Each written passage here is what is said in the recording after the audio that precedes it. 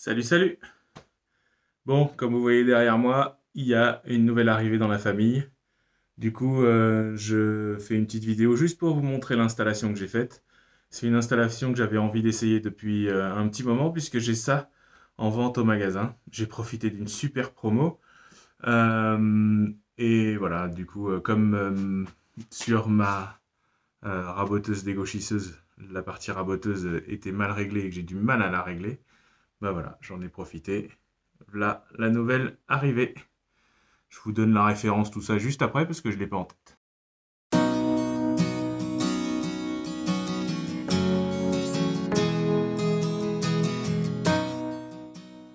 Nous parlons donc de la Metabo DH330. Une raboteuse, donc vous voyez que je viens de l'utiliser. Je suis en train de refaire un portail là, donc je viens de raboter du Douglas. Ce portail là, avec tout le bois qui est en train de partir en lambeaux. Voilà, et donc en fait celle-ci, rabot Dego de chez Metabo aussi, très bonne machine, mais j'ai eu une petite casse qui m'a déréglé le pignon ici là, et que j'ai du mal à régler. Donc pour faire du travail approximatif, redescendre bien les épaisseurs et tout, ça marche super bien. Par contre pour la précision, c'est pas le niveau que j'attends. Donc voilà, donc j'ai profité de la promo pour m'acheter celle-là. Et je l'ai mise dans une configuration que je conseille à mes clients depuis un moment, mais que j'avais pas testé. Donc maintenant, c'est chose faite. Donc c'est un support Dexter, là, c'est les supports qui sont censés recevoir les scies à onglet. Et en fait, vous voyez que j'étais obligé de rajouter une plaque parce que la largeur autorisée par les montants n'est pas assez grande. Et du coup, ben, en fait, on ne peut pas visser directement la machine sur cela. Et puis comme c'est fait pour une scie radiale, en fait, ils ont décalé les supports pour les reculer. Ce qui fait que si on le recentre pas avec un système comme ça, là, et ben notre platine, notre raboteuse, elle sort décalée par rapport au rouleau. Elle sortirait vers l'arrière. Donc là, si je lui ferme les ailes, là,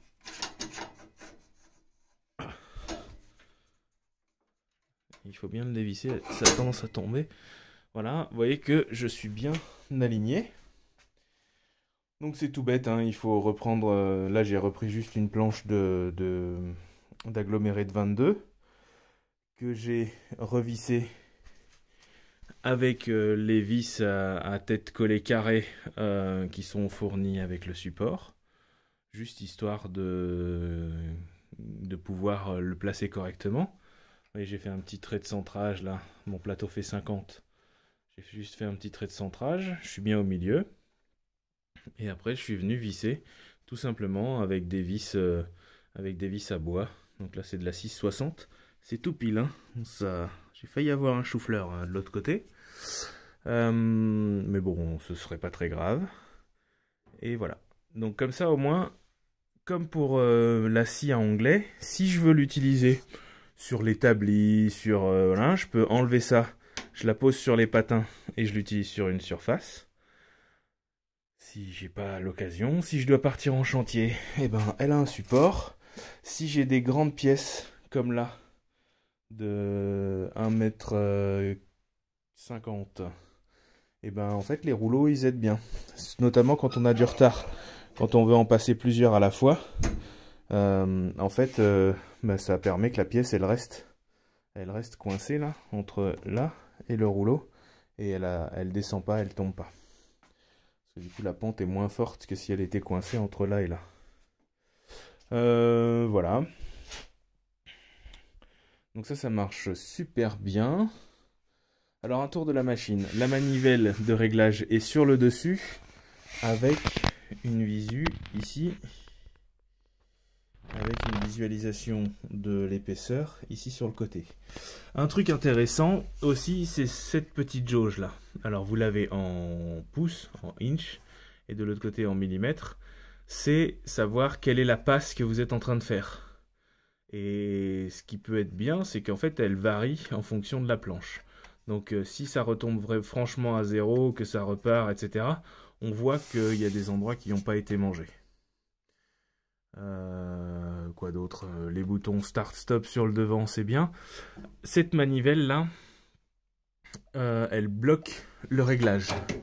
Donc là, avec ça, on peut plus tourner la manivelle. Ça bloque le réglage, ce qui est plutôt bien comparé à l'autre là-bas où c'est pas le cas et où peut-être que si on fait des passes un peu trop grosses, et ben en fait ça force sur les rouleaux et finalement ça descend. Comparé à la Rabo Dego, ici il n'y a que 2 axes de réglage. C'est-à-dire que derrière le carter qui est là, je ne sais pas si vous allez le voir, mais il y a une chaîne en fait qui relie cet axe-là, cette vis sans fin, à celle-ci. Ce qui fait qu'en fait il n'y a que 2 possibilités de casse déjà, et puis si jamais ça se dérègle, ça se dérègle pas en un point sur un carré. Comment vous expliquer? Pour faire un plan, c'est toujours minimum 3 points. Le dernier, il est obligé de s'ajuster sur le plan. Et en fait, ce qui s'est passé sur celle-là, là-bas, c'est que j'ai un des coins qui est descendu et qui me dérègle tout. Alors, qui me dérègle tout, c'est 0,5 mm sur la largeur de la plaque. Mais mine de rien, quand on veut faire des plateaux, des bouffetages, des machins, des trucs, et où il faut être précis, c'est pas bon. Et donc en fait là, si jamais il m'arrive quelque chose, en fait il suffira d'enlever la chaîne, de la désolidariser d'un côté, et je pourrais faire juste décaler d'un cran de chaîne par exemple. Et là, on a un réglage qui est pile poil, et on peut récupérer le réglage bien parallèle. Bon, j'anticipe des casses, j'espère qu'il m'arrivera rien. Donc on ne peut régler ça, on ne peut régler la hauteur que quand ça c'est décalé. Donc ici d'un côté on descend, de l'autre côté on monte.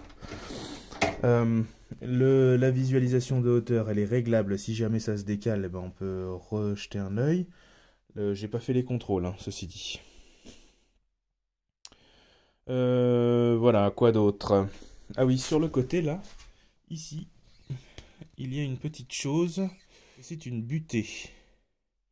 C'est-à-dire qu'en fait, si je décale ma butée, ma raboteuse ne pourra pas descendre en dessous de 5 mm d'épaisseur. Voilà. On va faire le test tout de suite.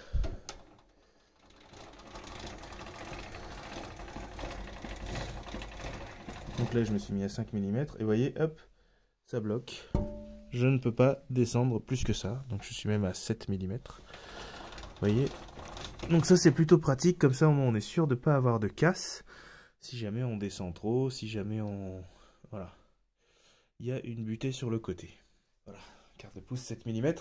Donc la butée était bien réglée, 7 mm. Ça voudrait dire que ma visualisation est bien réglée aussi. Voilà, un petit tour rapide. Alors ce qui va me rester à faire... Ah oui, parce que du coup, on peut serrer ça. On peut la fermer pour la ranger. Comme ça, lui rentrer les ailes, ce qui peut être pratique.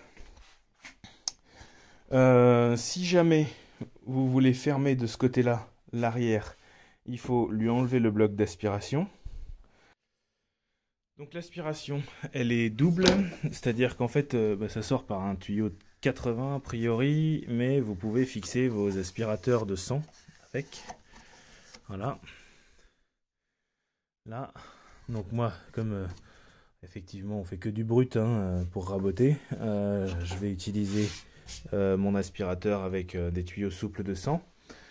On va voir comment je fais pour faire un montage facile. Pour venir me mettre directement dessus avec je ne sais quoi. Voilà, on va voir. Je vais improviser ça. Vous savez comment je suis. J'essaie de me faciliter la vie à chaque fois. Donc si on veut replier cette aile là, soit on la replie pas totalement et on laisse l'aspiration, je pense que c'est ce qui va m'arriver dans ma configuration, soit vous enlevez l'aspiration, il y a juste ces 2 petits tétons là, et il y en a un autre à côté, qui sont à dévisser, avec des gros doigts, c'est pas si simple,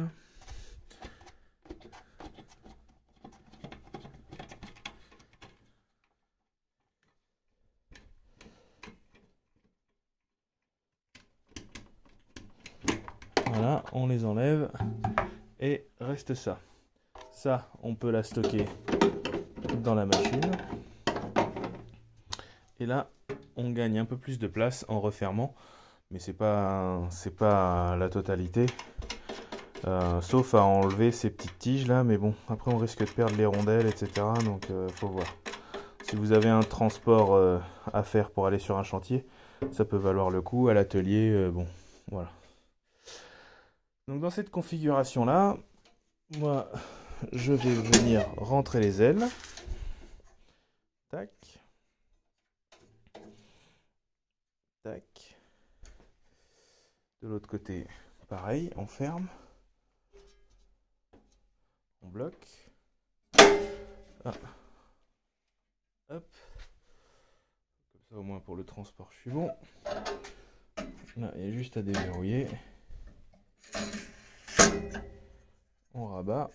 Donc déjà on a quelque chose qui prend beaucoup moins de place en mode raccourci. Ensuite ce que je compte faire et qui est toujours pas fait, peut-être que je vous montrerai ça tout à l'heure, c'est de faire un petit chariot. Donc juste une planche, enfin peut-être un cadre avec une planche, où je vais venir y mettre le chariot avec les trucs repliés. Et comme ça au moins, ça me la baisse et je vais pouvoir aller la ranger quelque part par là-dessous, là par exemple. Je la mettrai bien là-dessous. Comme ça au moins elle aura sa place. Et elle ne me gênera pas au moment où je l'utilise pas. Tiens d'ailleurs, le petit poêle, où est-ce qu'il en est?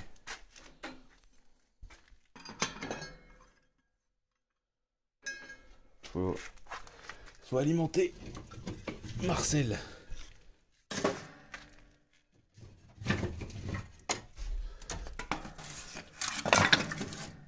Faut alimenter Marcel parce que faut qu'il chauffe Marcel. Voilà, bon c'est bien pratique ces petits poêles là, par contre ça n'a aucune inertie. Dès qu'il n'y a plus rien dedans, qu'on l'a oublié, c'est le bordel, ça chauffe plus du tout.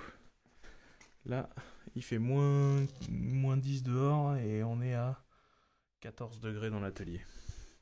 C'est pas assez, mais bon, c'est déjà pas mal. Voilà, donc là j'ai récupéré le fait d'avoir des planches bien à fleur.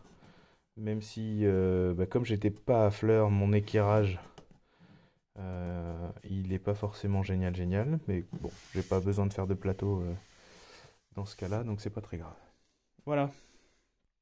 Bon, c'était juste la petite vidéo de présentation de la nouvelle arrivée. Ah oui, encore une fois, ils nous mettent un poussoir. Très franchement, avec un petit crochet là. Très sincèrement, je ne sais pas pourquoi ils mettent un poussoir avec une raboteuse. Il est hors de question d'aller mettre les doigts là-bas dessous, on soit bien d'accord.